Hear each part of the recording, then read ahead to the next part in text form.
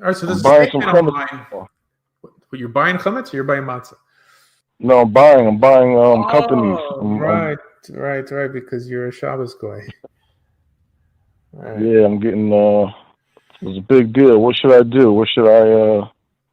Give me a couple pointers. What should I? Just don't eat it all at How once. should I dress? Well, you should see how real these guys are, or like how they react when you don't want to sell it back to them. Isn't that against how? It's against Torah. How can you sell it? It doesn't make sense. There's a statement in Mishnah that talks about a man going on a long trip on a boat he's going to be on during Pesach.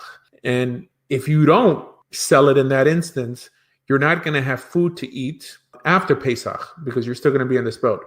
In other words, if he would just throw all his chametz away, people, when they went on these long journeys, would bring the food they would have to eat for that journey. Now, this is the only allowance the Mishnah gives for selling your chametz. Because if you're on a long journey, after Pesach, you're not going to have anything to eat because these boats don't have like a dining section, right? If you don't have food, you don't have food. So the rabbis in the Mishnah said that the chametz you do have, find a Gentile to sell it to so that after Pesach, while you're in the boat, you could buy it back. That's the only allowance for it. I believe it's in the 1700s. The first person to bring it down as common practice, I think, was the Chatam Sofer.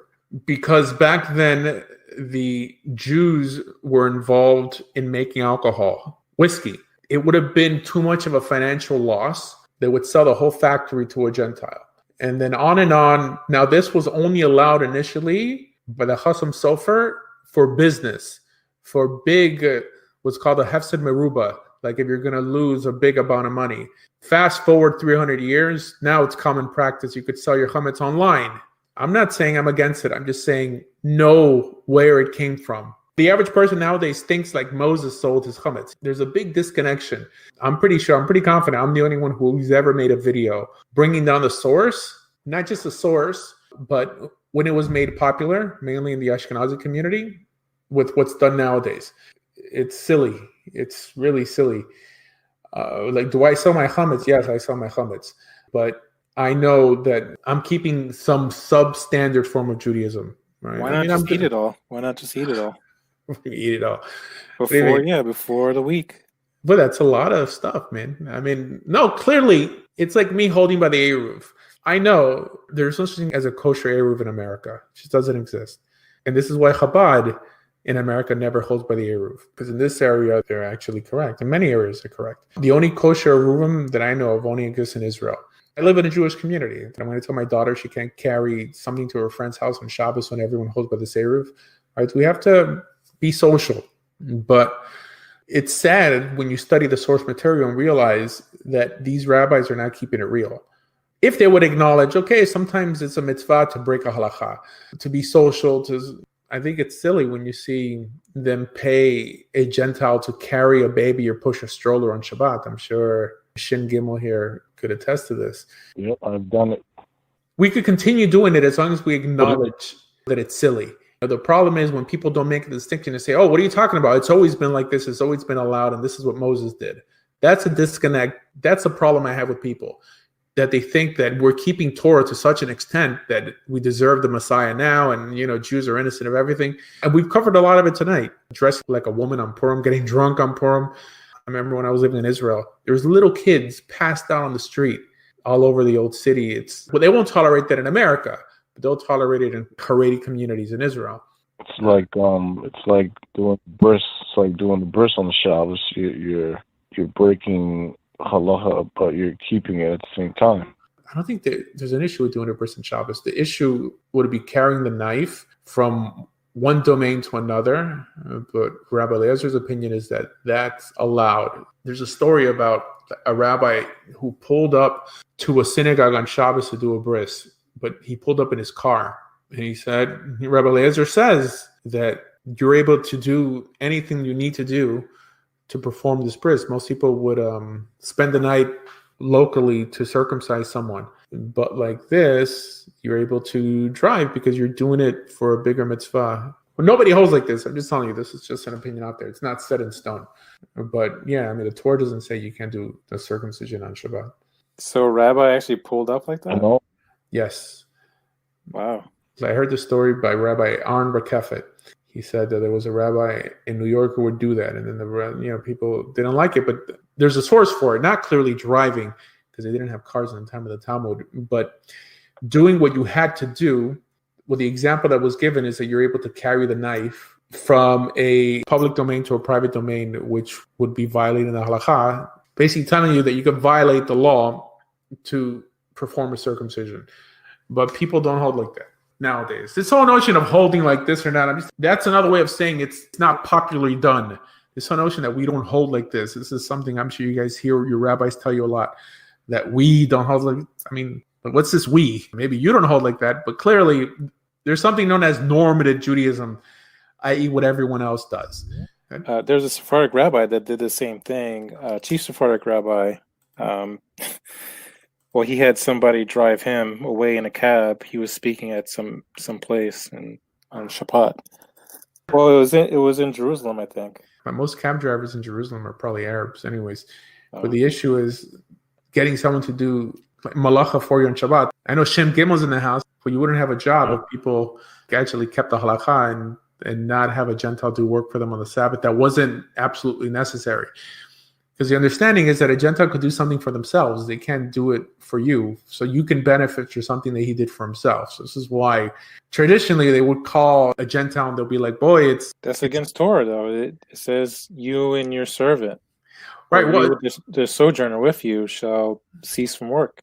The way they understand it is that a Gentile walking in the street is not your servant. And that if you say, hey, it's kind of dark in here, he knows, especially if he's living in New York, that the guy wants you to turn the light switch on, or it's cold in here, he wants you to turn up the heat. However, what? It also depends on the Gentiles' understanding. A lot of times, mostly I look at it as if I'm on standby. They're not really expressing to me what they want. Like you said, I forget what it's called. They're giving you, it's called a hint. I forget how you say it in the Hebrew. But basically, just like you said, they're hinting at, I'm cold, it's dark in here. And some guys will just flat out tell you. They just, they'd rather tell you than to touch electricity or get a child to, mistakenly touch the light switch or something like that. Some kids, they play around all the electronics and they'll unplug something by mistake. And, now they're out on the street looking for a goy. In the community where I'm at, most of the neighbors are not friendly to the new Hasidic community has just come into the neighborhood. So it's kind of hard, It's to them, they feel that I am necessary, but to me, it's kind of nothing. I'm already geared to, like you were saying, if it benefits a Gentile, if I'm on my way, if I'm already doing something, if I'm already driving on Shabbos, to me, I feel like I'm shepherding the neighborhood, the community. So if I see someone that looks out of place, one time a guy just pointed at me, a Jewish guy. I was passing by my synagogues, my route. He just pointed to me. I turn around, I saw the expression on his face, the whole body language, Come to find out that there was a member in this congregation that the baby had a loss of breath. I was able to call Hatzola within 1 minute. They came in 2 minutes, no lie, 2 minutes flat, and rescued this baby. They drove their cars, and to add on to the story about the rabbi that drove to the synagogue to do a bris, he's not really driving on Shabbos. He just has to get to the shul. After that, he may have a goy that'll come and take his car back home or not, or he'll have a goy that he can call or that's ready for the bris. Tomorrow I'll be there at 9 o'clock to pick you up, Rabbi. I'll drop you off at the shul. And, it could be that arrangement as well. But as far as the Gentile on the Sabbath, being open-minded and open-hearted about what's going on in the community, that's why I could say, I don't want to sound, I don't want to toot my own horn, but to them, I'm special to them because I understand the community because I grew up in it. So it's as if they feel comfortable. It's a they feel how would you say, they're content with letting me do Shabbos things. I have free reign. So what's the weirdest thing they ever asked you to do on Shabbat? The weirdest thing the newest, I want to say the newest thing, but not weird. Light their crack pipe? The newest thing was, nah, nothing like that. Nothing like that. Maybe on Pesach, but the newest thing, it wasn't the weirdest, but the newest thing was taping the refrigerator lights. I didn't know. I didn't know that they were.